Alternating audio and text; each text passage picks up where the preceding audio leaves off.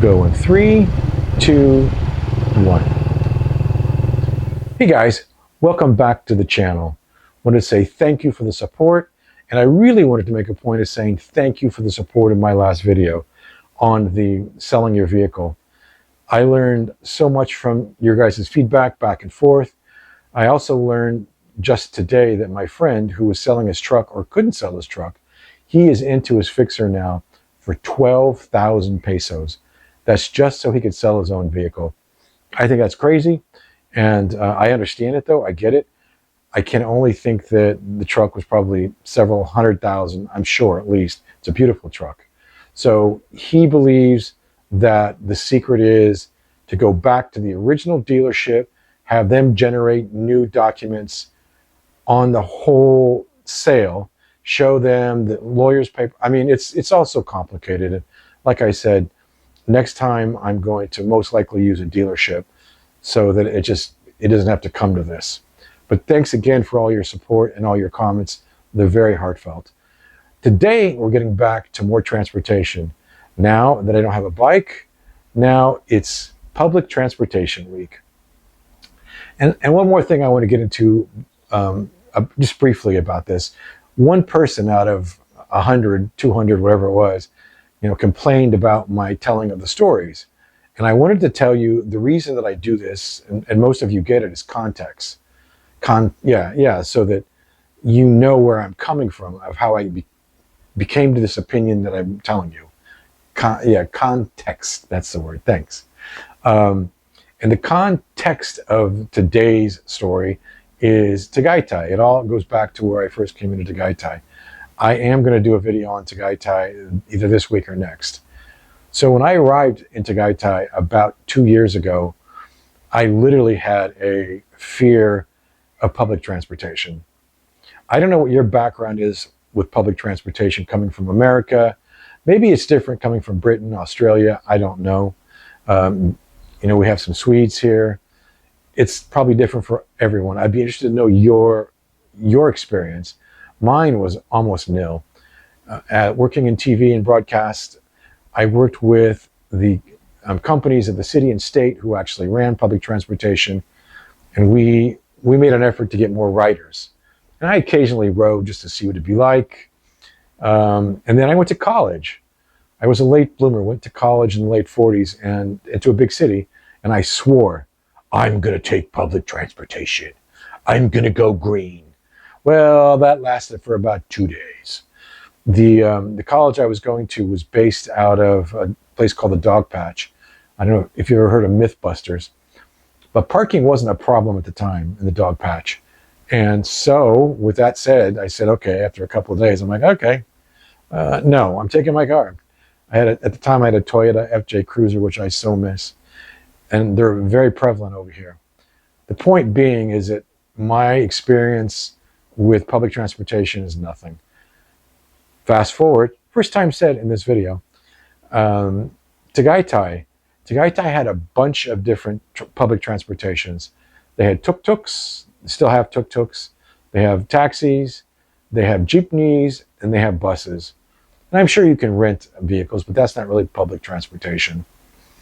When I first arrived there, I was just so overwhelmed with all of it that my major transportation was hoofing it, walked. I walked 10, 15, 20,000 steps a day in Tagaytay. Immediately lost a couple of kilos. However, it wasn't the best transportation. And like I said, on the weekends in Tagaytay, it's insane. It's just so crowded and busy. With that being said, that I had to learn how to take public transportation. Jeepneys are very affordable. Tuk-tuks were a little more costly and their prices varied, which I did not like. Taxis were, I thought, super expensive for what they were. And buses were more for going to Manila and outlying areas. So I literally had to learn it. And that's what we're going to talk about today. So the big thing here in Cavite is trikes. And that's what I recommend. That's what Steve recommends. That's what a lot of us recommend here in Cavite, and especially Trece, is trikes. I like them. The drivers are most generally friendly. Actually, The Jeepney drivers are friendly too, but we're talking trikes right now. Trikes, they usually have several places around town. For us, it's literally just to walk up to 7-Eleven and there is a trike station with anywhere between, I don't know, 20 to 30 trikes. And trikes here, if they see you, and they peg you as a foreigner, duh, they'll look at you and honk and wave and ask if you need a trike. And you either say yes or no.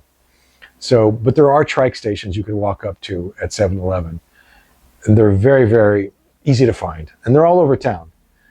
Okay, so the trike itself, you guys, it's very interesting. Again, coming from that motorcycle background, and a lot of these, some of these are homemade, and you can tell. When you go to a trike, if you want to go to the mall, if you want to go to the doctor's, if you want to go to the market, any place like that, any place relatively close, trikes are great. There's two places to sit on a trike. One is on the back, and a lot of people prefer the back. I know that Steve and Des and a couple of my other friends, that's the only place they'll drive, is a ride on the back. Me, on the other hand, I like to go, a man of danger. I like to go into the cage, is what I call it. And that's literally what it is. And if you're with somebody, you can usually squeeze them both in. It's tight, though. And if you have bags, it's, you've shopped, let's just say, it's even tighter.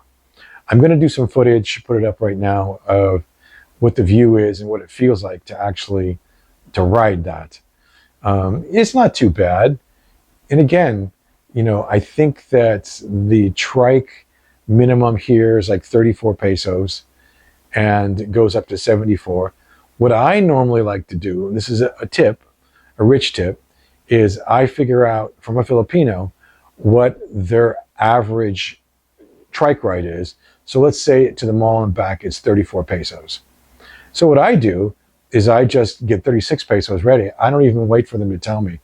That's my way I do it now. And I just put the 36 pesos out. So, because there's been times when we've noticed that, if a foreigner has money, oh, that's 70 pesos. No, here's your 34 pesos.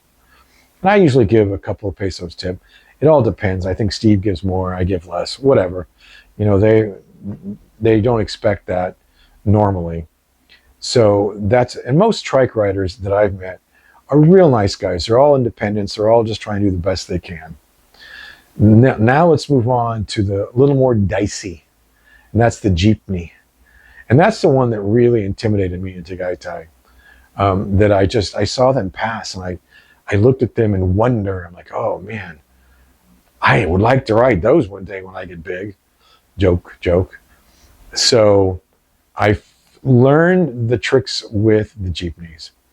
So here's how to tell where a jeepney's going. There's like 4 places you could tell. And the very first one is on the windshield. Not all of them do it the same way, that's what makes it a little bit differently. That's what makes it a little bit different and a little bit intimidating at first for me. So normally on the windshield, there's a placard on the, it would be your left. So the driver's side, sometimes it's on the driver's side. Most of the time it's on the passenger side, the placard. And it usually says where it's going to. So it will say Imus, or it will say Dasma. It will say wherever it's going, and then it'll say Trece. So it'll be Trece Dasma. And the secret, at least the secret for me, and again, you guys may already know all this, and I'm preaching to the choir, but I had more than a lot of people ask me about this, is that they're on a loop. So you really can't get lost.